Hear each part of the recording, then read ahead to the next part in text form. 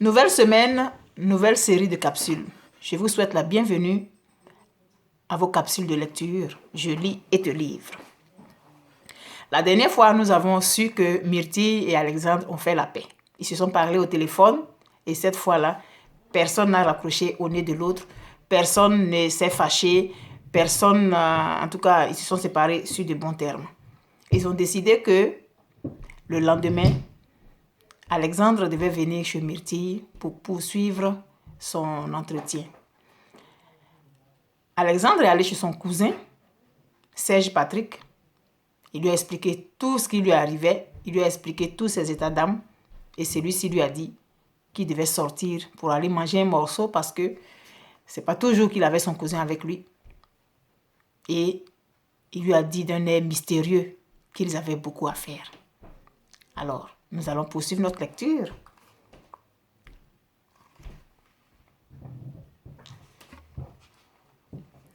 Le lendemain matin, Alexandre se rend directement au rendez-vous qu'il a avec Myrtille, sans passer au journal. Sur la route qui le mène à la Riviera, il repense encore et encore à elle, se demandant comment elle s'habillera ce matin. Puis, la vérité s'impose à lui de façon brutale. Il est tombé amoureux de la jeune fille. Oui, il est tombé amoureux en quelques jours. Je tiens à vous préciser qu'il a passé la nuit chez son cousin.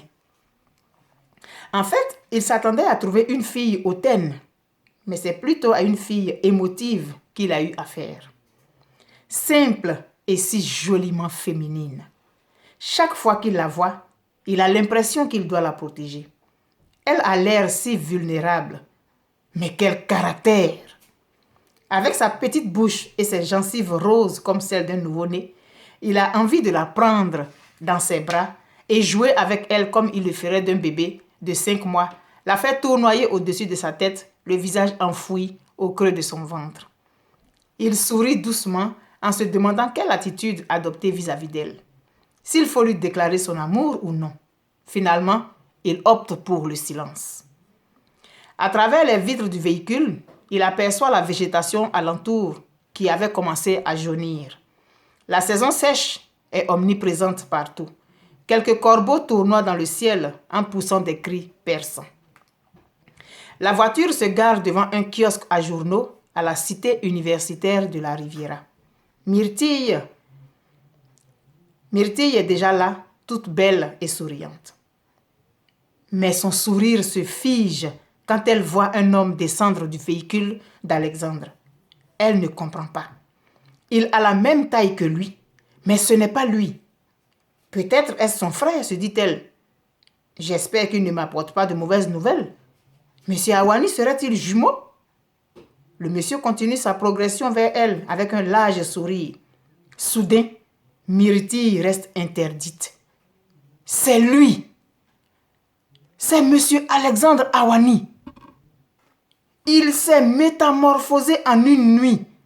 Quel miracle! Mais il n'a rien à voir avec le journaliste bon marché qu'elle a vu la veille. Il s'est fait couper les cheveux et s'est rasé. Vêtu d'une chemise à manches courtes de couleur beige et d'un pantalon en tergale noir de bonne coupe, il a fourré la chemise dans le pantalon et sa ceinture noire est assortie aux souliers qu'il porte. Il sourit toujours et c'est là qu'elle remarque qu'il a les gencives noires et des dents d'un blanc éclatant. Elle profite de ce moment d'exploration pour constater qu'il a les biceps bien développés. Il pourrait me soulever avec une seule main s'il le voulait, se dit-elle. Bonjour, mademoiselle Kofi. Bonjour, monsieur Awani. Il reste là à se regarder pendant quelques secondes sans savoir ce qu'il faut faire ou dire. Finalement, c'est Alexandre qui rompt le silence qui devenait lourd. On s'en va? Oui, bien sûr, dit-elle en se secouant un peu. On peut y aller à pied, c'est tout près d'ici. Dans ce cas, je vais prendre mon sac.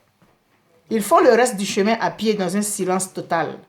C'est Sonia qui vient ouvrir la porte pour rester interloquée quelques secondes. C'est ce monsieur-là qu'a décrit Myrtille. Elle sourit et laisse passer le journaliste bon marché qui la salue tandis que Myrtille fait les présentations. Elle le précède dans le salon où attend leur mère. Alexandre remarque que Myrtille ressemble de façon très frappante à sa mère. Elle a tout d'elle, et même cette façon féminine d'être vulnérable, avec un supplément des cheveux qui commence à grisonner sur le haut du front et sur les tempes. Il se dit que Myrtille sera comme elle dans environ 25 ans. « Bonjour, Madame Kofi. C'est un plaisir pour moi de vous rencontrer, dit-il en prenant la petite main qu'elle lui tend. « Bonjour, Monsieur Awani. Asseyez-vous, je vous prie, répond celle-ci en lui désignant un siège. Je vous offre un rafraîchissement. Il fait tellement chaud actuellement. Il n'est pas encore 9 heures et pourtant la chaleur est déjà si intense. Nous avons du jus de la passion, du jus de citron et de la bière. Je prendrai du jus de passion, s'il vous plaît. » Pendant que Madame Kofi elle-même fait le service, Alexandre inspecte du regard le salon. La peinture de couleur beige, les fauteuils en cuir rembourrés de couleur noire, formant un demi-cercle autour d'une table basse rectangulaire en plexiglas noir. Le tout fait face à une majestueuse bibliothèque en acajou de couleur marron foncé. Au mur sont accrochés divers tableaux de l'ivoirien de renommée internationale Michel Kodjo, un patriarche qui occupe une place privilégiée dans l'histoire de l'art en Côte d'Ivoire. Son inspiration lui vient de la nature et de la méditation et du mysticisme. Ceux-ci sont les éléments moteurs de sa peinture. Installé à Grand Bassam, ville balnéaire du sud de la Côte d'Ivoire, il mène une double carrière de peintre et d'enseignant. Ils sirotent ensemble leur boisson en discutant de tout et de rien. Il fait bonne impression à en juger par l'intérêt avec lequel les 3 femmes l'écoutent. À la fin de leur entretien, Alexandre a assez d'informations sur l'actrice et sa famille pour publier un reportage en 2 parties. Finalement, la présence de la mère de Myrtille a beaucoup arrangé les choses en parlant de l'enfance de sa fille. Madame Kofi, directeur commercial dans une société d'import-export, est en congé, tandis que son mari, lui, est enseignant à l'université de Cocody, où Sonia prépare une licence en lettres modernes. Pendant qu'ils discutent à bâton rompu, le téléphone d'Alexandre sonne. Reconnaissant le numéro d'Iris, il ne décroche pas et en profite pour l'éteindre, prétextant qu'en reportage, il l'éteint toujours. La mère de Myrtille lui demande de rester manger avec eux à midi, mais ne voulant pas abuser de sa gentillesse, il refuse poliment, prend congé d'elle après avoir fait la promesse de revenir une autre fois.